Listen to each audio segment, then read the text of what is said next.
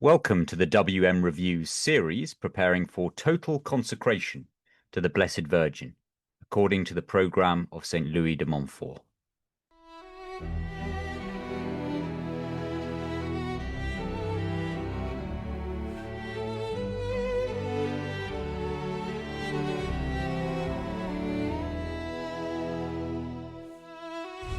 I'm Theo Howard from the Two Cities podcast, and I'm helping to provide daily readings for this preparation, inspired by St. Ignatius's spiritual exercises. Go over to wmreview.org and subscribe to emails if you want to join. And there's a link to the Two Cities podcast in the description below. And don't forget to click like, leave a comment, and subscribe here too, as this helps more people see these recordings. This is day 7, and we're in week 0, looking for a greater awareness of the spirit of the world and seeking to empty ourselves of it. We're going to return to Liberalism is a Sin today. We're using a translation directly from the Spanish rather than the abridged version that is commonly available today. For more about this text, check out Frank Wright's overview of the controversy from which it arose. The link is below. We're looking at this because the spirit of the world, the focus of this week 0, reaches its apotheosis in liberalism, the dominant ideology of our time, infecting the presuppositions of even some of the most conservative and constituting the very air that we all breathe. In this section, Don Felix Sada y Salvini explains how liberalism manifests itself in Catholics, even the most stalwart. As with the last instance of liberalism is a sin, the suggested points of meditation are a repeat of yesterday's. You can find them in the link below. Just a note, at some points he talks about liberal Catholics as an actual movement or sect, and one that has ceased to exist. Evidently, this sect has reappeared in our day. But that's not the most important point. The most important points are found in his comments about how sincere Catholics are affected by liberalism too. So with all that in order, let's begin.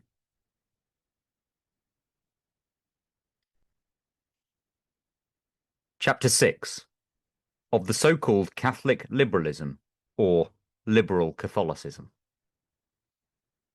Of all the inconsistencies and antinomies that are found in the middle gradations of liberalism, the most repugnant of all, and the most odious, is that which claims nothing less than the union of liberalism with Catholicism, to form what is known in the history of modern extravagances by the name of Catholic liberalism, or liberal Catholicism. And yet brilliant intellects and most honourable hearts have paid tribute to this absurdity, which we cannot help but believe to be well-intentioned. It has had its epoch of fashion and prestige, which, thank heaven, is passing or has already passed. This pernicious error was born from an exaggerated desire to establish conciliation and peace between doctrines which are necessarily, and by their own essence, irreconcilable enemies. Liberalism is the dogma of the absolute independence of individual and social reason. Catholicism is the dogma of the absolute subjection of individual and social reason to the law of God. How to reconcile the yes and no of such opposed doctrines? To the founders of Catholic liberalism, it seemed an easy thing. They reasoned out an individual reason, bound to the law of the gospel, but coexisting with it a public or social reason, free of all constraint in this particular. They said, the state as such a state ought not to have religion, or ought to have it only to a certain point that does not trouble others who do not wish to have it. Thus, then, the private citizen ought to submit himself to the revelation of Jesus Christ, but the public man can conduct himself as such, in the same manner as if, for him, such revelation did not exist. In this way they compounded the famous formula of a free church in a free state, a formula whose propagation and defence Several illustrious Catholics in France swore an oath, and among them an illustrious prelate, a formula which ought to have been suspect from the moment Cavour took it up to make it the banner of the Italian Revolution against the temporal power of the Holy See, a formula which, in spite of its evident failure, we have no knowledge that any of its authors has yet retracted. These eminent sophists did not observe that if individual reason came obliged to submit itself to the law of God, it could not declare itself exempt from it, as public or social reason, without falling into an extravagant dualism, which subjects man to the law of two opposed criteria and two opposed consciences. Thus, the distinction of man in particular, and as citizen, obliging him to be Christian in the first respect, and permitting him to be atheist in the second, immediately fell to the ground under the crushing hammer of integral Catholic logic. The syllabus, of which we shall speak hereafter, finished burying it without remission. There still remain from this brilliant but most pernicious school some lagging disciple or other, who no longer dares to sustain openly the theory of Catholic liberalism, of which he was in former times a fervent panegyrist, but whom he continues to obey still in practice, perhaps without giving himself account that he proposes to fish with nets, which, for being old and well known, the devil has already ordered to be taken in. Chapter 7. In what probably consists the essence or intrinsic reason of the so-called liberal Catholicism. If one considers it well, the intimate essence of liberalism, called Catholic, by another name commonly called liberal Catholicism, consists probably only in a false concept of the act of faith. It appears, according to the reasoning given by liberal Catholics, that they make the entire motive of their faith rest, not upon the authority of God, infinitely truthful and infallible, who has deigned to reveal to us the only path which must conduct us to supernatural blessedness, but upon the free appreciation of their individual judgment, which dictates to man that this belief is better than any other whatsoever. They refuse to recognize the magisterium of the Church as the only authority delegated by God to propose to the faithful the revealed doctrine and to determine its genuine sense. Rather, making themselves judges of the doctrine, they admit of it what seems good to them, reserving to themselves the right to believe the contrary, whenever apparent reasons seem probable to show that false what yesterday they believed to be true. For the refutation of which it suffices to know the fundamental doctrine de fide, expounded upon this matter by the Holy Council of the Vatican. For the rest, they call themselves Catholics, because they firmly believe that Catholicism is the one true revelation of the Son of God, but they call themselves liberal Catholics or free Catholics, because they judge that this belief of theirs ought not to be imposed upon them, nor upon anyone by any motive superior to that of their free appreciation. In such a way that, without feeling it themselves, such men find that the devil has artfully substituted for them the supernatural principle of faith by the naturalist principle of free examination, with which, although they judge themselves to have faith in Christian truths, they do not have such faith in them, but only simple human conviction, which is essentially distinct. It follows from this that they judge their intellect to be free to believe or not to believe, and they likewise judge free the intellect of all others.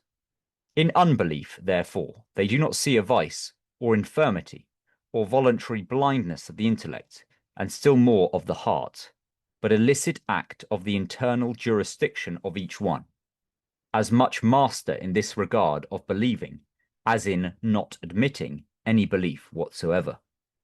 For which reason it is very fitting to this principle the horror of all moral or physical pressure coming from without to punish or prevent heresy, and hence their horror of civil legislations that are frankly Catholic. Hence, the supreme respect with which they understand ought always to be treated the convictions of others, even those most opposed to revealed truth, for to them they are as sacred when erroneous as when true. since all are born from one same sacred principle of intellectual liberty, with which one erects into a dogma what is called tolerance, and one dictates for Catholic polemic against heretics a new code of laws, which the great polemicists of Catholicism never knew in antiquity. The primary concept of faith being essentially naturalist, it follows from this that the entire development of it in the individual and in society must be naturalist. Hence the appreciation, primarily and sometimes almost exclusively, of the Church by the advantages of culture and civilization which it furnishes to peoples, forgetting and almost never citing at all its primary supernatural end, which is the glorification of God and the salvation of souls. From which false concept several of the Catholic apologies that are written in the present epoch appear diseased, in such a way that, for such men, if Catholicism by misfortune had been the cause at any point of material retardation for peoples, it would no longer be true, nor laudable in good logic, such a religion. And mind you that this could be so, just as undoubtedly for some individuals and families it has been occasion of true material ruin to be faithful to their religion, without its ceasing on that account to be a most excellent and divine thing. This is the criterion which directs the pen of the greater part of liberal newspapers, which, if they lament the demolition of a temple, only know how to point out in the profanation of art. If they plead for religious orders, they do nothing more than ponder the benefits they rendered to letters. If they extol the sister of charity, it is only in consideration of the humanitarian services with which she softens the horrors of war. If they admire worship, it is only in attention to its outward splendor and poetry. If in Catholic literature they respect sacred scripture, it is fixing themselves only upon its majestic sublimity. From this manner of commending Catholic things only by their grandeur, beauty, utility, or material excellence, it follows in right logic that error deserves equal commendations when it gathers such conditions, as undoubtedly it gathers, apparently, on more than one occasion, some of the false cults. The malefic action of this naturalist principle reaches even to piety and converts it into true pietism, that is, into falsification of true piety. Thus we see it in so many persons who seek in devout practices nothing more than emotion, which is pure sensuality of the soul and nothing more. Thus, Christian asceticism, which is the purification of the heart by means of the confrontation of our appetites, appears today in many souls entirely corrupted. And unknown the Christian mysticism, which is not emotion, nor interior consolation, nor any other of those human sweetmeats, but union with God by means of subjection to his most holy will and by means of supernatural love. For this reason, liberal Catholicism, or rather false Catholicism, constitutes a great part of the Catholicism that is used today among certain persons. It is not Catholicism. It is mere naturalism. It is pure rationalism. It is paganism with Catholic language and forms, if we may be permitted the expression. Chapter 8. Shadow and Penumbra, or the extrinsic reason of this same Catholic liberal sect. Having seen in the previous chapter the intrinsic or formal reason of Catholic liberalism, let us proceed in the present to examine what we might call its extrinsic or historical reason, or material, if our readers prefer this latter scholastic qualification. The heresies which we study today, in the extended course of centuries that lie between the coming of Jesus Christ and the times in which we live, present themselves to us at first sight as points clearly and definitively circumscribed in their respective historical period, seeming to be able to be marked out, as it were with a compass, where they begin and where they end. That is to say, the geometric line which separates these blank points from the remainder of the illuminated field in which they extend. But this appreciation, if one considers it well, is nothing more than an illusion of distance. A more attentive study, which brings us near with the telescope of good criticism to those epochs and puts us in true intellectual contact with them, permits us to observe that never, in any of those historical periods, do the limits separating error from truth appear so geometrically defined, not in the reality of it, for this is very clearly formulated by the definition of the Church, but in its apprehension and external profession, that is to say, in the manner which the respective generation has had of denying it or professing it with greater or less frankness.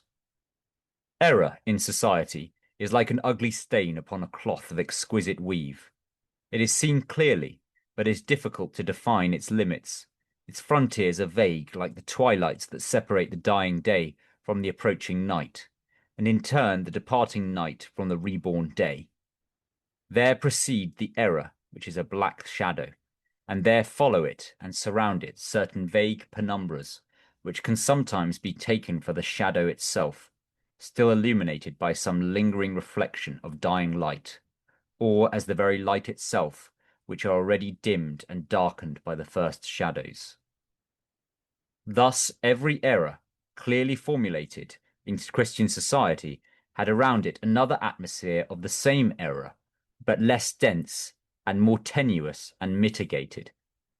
Arianism had its semi-Arianism, Pelagianism its semi-Pelagianism, fierce Lutheranism its Jansenism, which was nothing more than a moderated Lutheranism. Thus, in the present epoch, radical liberalism has around it its corresponding semi-liberalism, which is nothing other than the Catholic liberal sect, which we are here examining. This is what the syllabus called a moderated rationalism. It is liberalism without the frank crudeness of its principles laid bare, and without the horror of its ultimate consequences. Liberalism for the use of those who do not yet consent to cease appearing or believing themselves to be Catholic. It is liberalism, the twilight of truth, which begins to darken in the intellect, or of heresy, which has not yet come to take complete possession of it. We observe, in effect, that liberal Catholics are usually those who are ceasing to be firm Catholics, and the crude liberals who, disabused in part of their error, have not yet fully entered into the domains of integral truth. It is the subtle and most ingenious means which the devil always found to retain as his own many who otherwise would have truly abhorred it, had they known it well, his infernal machination.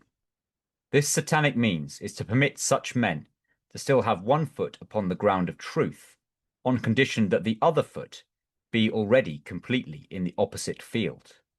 Thus they avoid the salutary sorrow of remorse those whose consciences are not yet hardened. Thus, moreover, they free themselves from the compromises which every decisive revision always brings the timid and vacillating spirits, who are the greater part. Thus do the resourceful manage to appear according as it suits them, a while in each field, making to appear in both as friends and affiliates.